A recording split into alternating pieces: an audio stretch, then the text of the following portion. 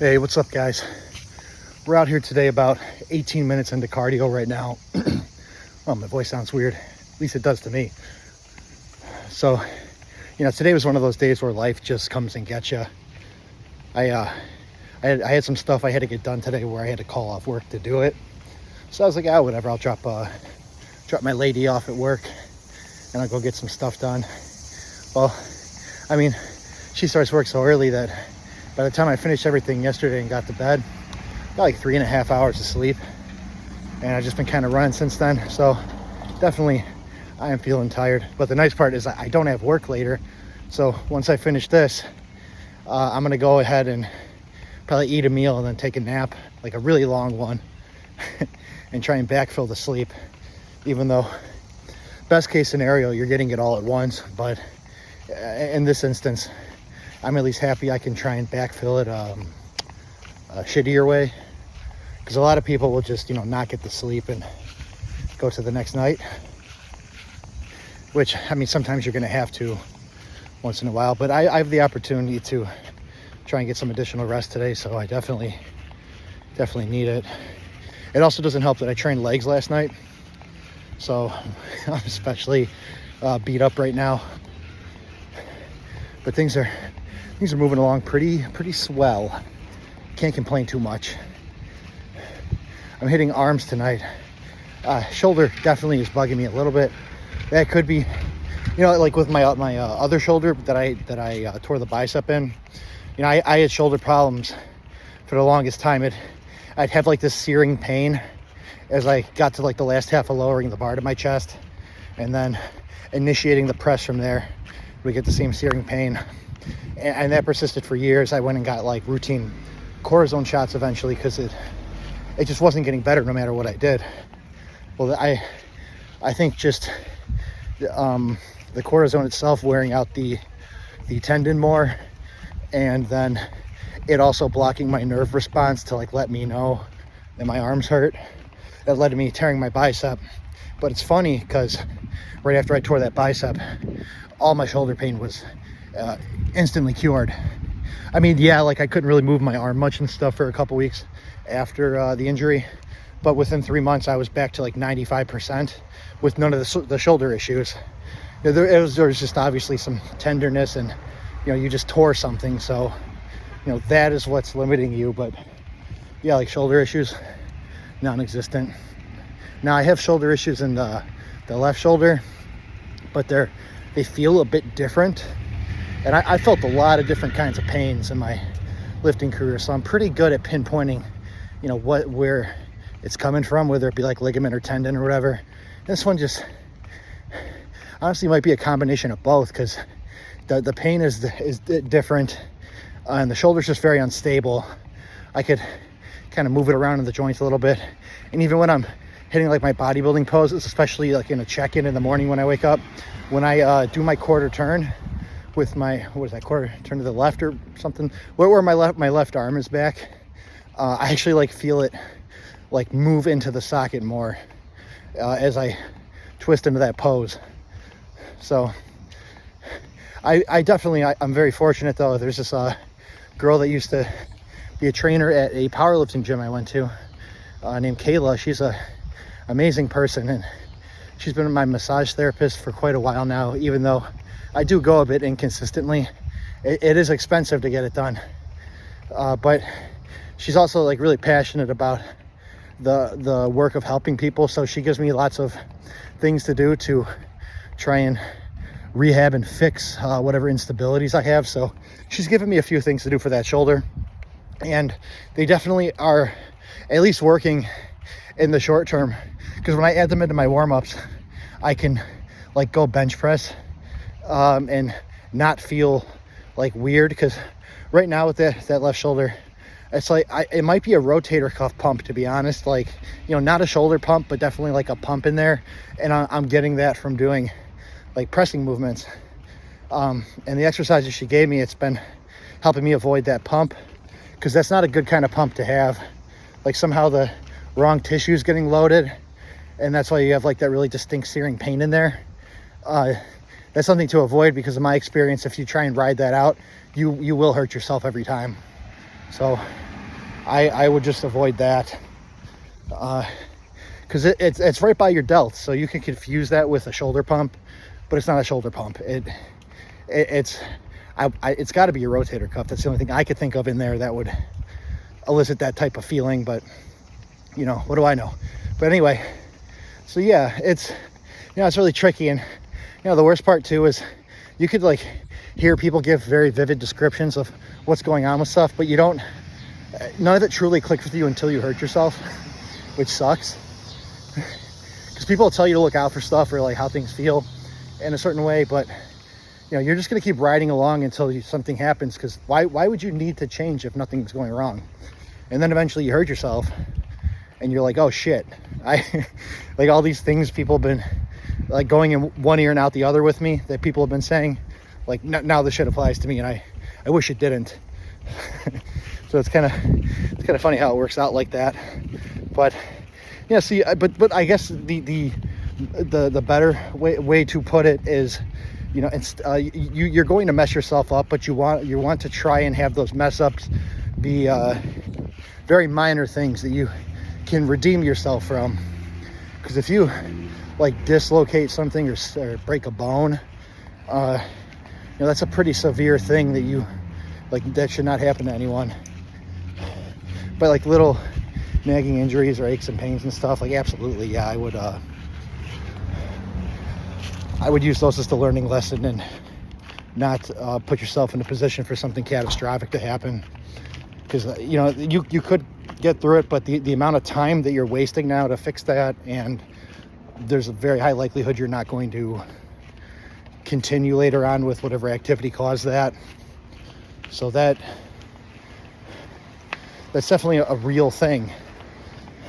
Because, you know, guys, they try and stay optimistic at first, but you're just getting repeatedly beaten down by your own psyche while you're hurt. And guys will like slowly over the course of a couple months get to the point where they say fuck it, and they start ordering fast food every day, or at least more than they should, and not going to the gym at all when there's like something they could do. Like, because you know, if your arms hurt or whatever, you could do legs, maybe not squats holding the bar, but you could do legs to some extent. So like they'll just stop going to the gym altogether, and it's just a bad route. Because like maybe it will heal, but you're probably going to be in a state where you're not too eager to do your rehab exercises, so you could not rehab the thing you fucked up very well. And even if like you heal completely, you just kind of like changed your whole lifestyle due to the depression that came with the injury. There's a large likelihood you won't get back to lifting.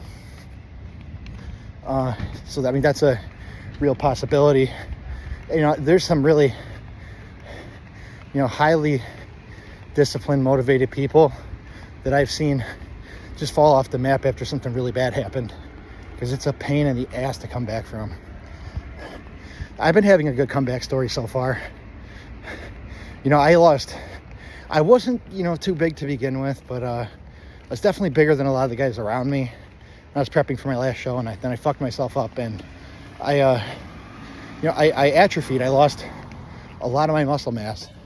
So, and I was still going to the gym training legs despite all this. Like, I kept training legs. I did legs 4 days a week the entire time. At first, I'd be squatting with one arm in a Smith machine, holding the bar with it. I kind of wish I had videos of that now, because that would be a cool thing to post online. But so I would, you know, I'd be doing stuff like that, and people would see I'm small now. And like I said, most people drop off. You know, people have been really surprised when they see me floating around a year later and I'm bigger than I've ever been, because that's not a common occurrence. So I am proud of myself for that. But you know, people take notice because they know how hard it is at some level, because they're very astonished when they see me and I'm even better than before, because it was a very major surgery I had. The injury itself probably was not that major, to be honest. I just got it fixed. Well, for one, it was just feeling weird because the tendon on one of my bicep heads is now not attached to my shoulder. So I could still contract that head of my bicep, just not very well, because now the tension, like a rubber band, the tension from each end of my arm, it's not there on one side. So I you know, the range of motion required to stretch that muscle out all the way now, I would like need to be able to not have elbows and just move my arm all the way back to make it happen at that point. So it was like that, and then I felt all the tension on the inside of my short head of my bicep, on the inside of my arm, instead of how it would feel on the other side. So that was very difficult to try and work past, and like having uneven pull-ups and just you know, rows really sucked. So I will say the tension component definitely got fixed via the surgery, but unfortunately it left me with so much nerve pain that I had to change the way I lift and was not able to continue doing certain things, like benching 3 plates or more. It's causing massive amounts of nerve pain for me, and that would be a regular thing for me to do that, but I can't anymore because of the nerve pain the surgery left. So if I could go back, I would choose not to do it, but at the time I was so worked up, and it seemed like the best option because that thing was hanging. And you know, now that I'm talking about it, maybe it was the better option. I guess time will tell, you know. We'll see where I get down the road, because I think that would be the determining factor, and if it was worth it. There was a good divot in there from the muscle being drooped down. But functionality wise, it really sucked for me to like get 95% better and then have to get the surgery and start from scratch, but worse. That was hard. I think that's a harder path than most people that get surgeries. So it was, yeah, it's very tough. But so like I also had like someone talk to me recently, and I think they tore their pec and they're getting MRIs and stuff, and I was just going through it with them all, because there's some, it's hit or miss with, you know, like pec injury specifically, but some guys don't get it fixed and they're completely fine. Other guys, there's like a big deformity that's stuck there, but you gotta really decide if that surgery is worth it, because you could have complications like nerve pain, and it's going to change you being able to move certain ways, and you need to move certain ways to grow your muscle. So but I don't know enough on the success rate and everything of pec reattachments, so you know, I can't speak too in depth on that, but it is a real possibility when you're reattaching tendons to have long-term nerve pain afterward. And you can, like, I'm not saying don't get the surgery. I'm just saying really weigh it out, because you're going to be really upset if something happens that you weren't aware of later on. At least if you know it's a possibility and you gave it the proper thought, you know, being well informed pretty much. Like then if you want to get it, you got to make the best decision you could with all the information, instead of like being unsure about stuff and then being very upset later on when something unexpected happens. So that's, at least I think it's a well-rounded outlook to have toward it. Some people might not care one way or another. I would beg to differ. I think they would care later on when they're faced with consequences of things, but I think they wouldn't care one way or another just to get a surgery. I think they would just say get it done and would not care about the information. But generally, you know, I think anyone with a level head would want to know all the possible outcomes. But because going through that, I never want to again. Honestly, I probably will. But I've drastically cut down on the amount of bullshit I do in the gym. And by that, I mean, I'm not trying to do max outs or anything. Like, I don't need to see if I could bench 4 plates for one. I'm not doing that. I'm not trying to squat 585 or deadlift 7 plates. Like, I'm not trying to do that. I'm doing my rep ranges. I'm doing them to the best of my ability. I'm avoiding top sets when necessary, And sometimes they're necessary, but I'd rather pyramid up.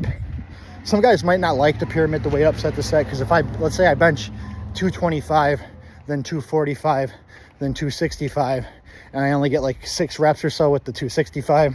Well, people argue if I started out with the 265, I would have got far more reps in, and they're right, but when you start out with your heaviest set, that's a undue risk on your connective tissue that I don't care to take, because my body's very beaten up from years of lifting, and I have had a very terrible injury to get through that made me very depressed while I was going through it. Even though I persevered and kept on my routine, I was still very depressed the whole time. I don't want to go through that again. It was fucking terrible. Especially when I feel very unaccomplished, because I am. I have a lot more I need to do with this sport I am invested in. I know a lot of you don't think it's a sport. I kind of think it's a beauty pageant. I guess by the definition of the word sport it is, but yeah, you decide for yourself. But anyway, like this sport I care about, yeah, I don't want to fuck myself up and grow older feeling unresolved with my dreams. I want to know that I did everything I could to the best of my ability to try and make it happen. And I think my dream's pretty small, actually. I just want to be an IFBB pro. I don't ever want to win a pro show. It'd be cool to go to the Olympia or the Arnold. If I ever do, I don't really care.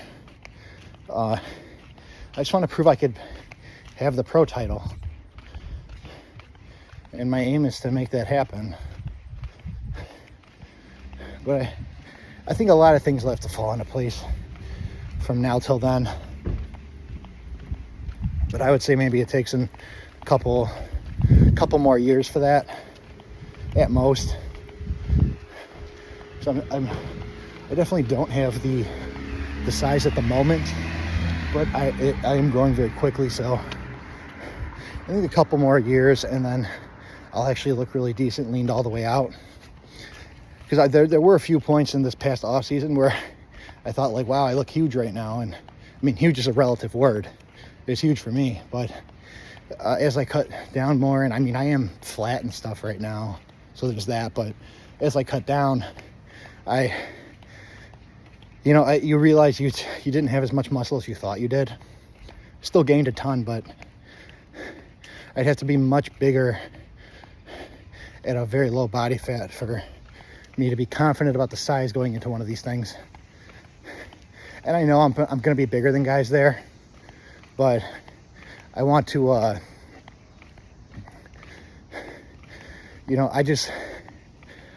want to have the proper presentation.